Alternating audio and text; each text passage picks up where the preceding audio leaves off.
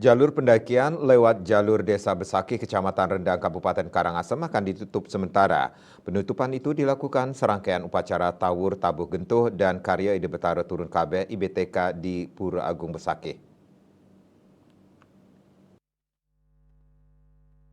Sekretaris Karya Ide Betara Turun Kabeh Inyoman Sudarsana Jumat 1 Maret mengungkapkan, aktivitas pendakian ke Gunung Agung beberapa hari akan ditutup sementara.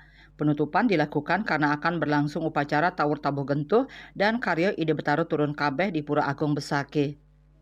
Pendakian akan ditutup mulai dari tanggal 17 Maret sampai dengan 14 April mendatang. Setelah itu aktivitas pendakian kembali dibuka. Sudarsana mengatakan penutupan pendakian bertujuan agar kesucian Gunung Agung dan Pura Besaki terjaga, mengingat antara Gunung Agung dan Pura Besaki menjadi satu kesatuan kawasan suci.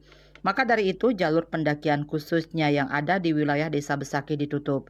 Di Besaki ada beberapa titik jalur pendakian dan semua itu akan ditutup sementara sampai upacara selesai nanti. Eka Parananda, Bali Pos.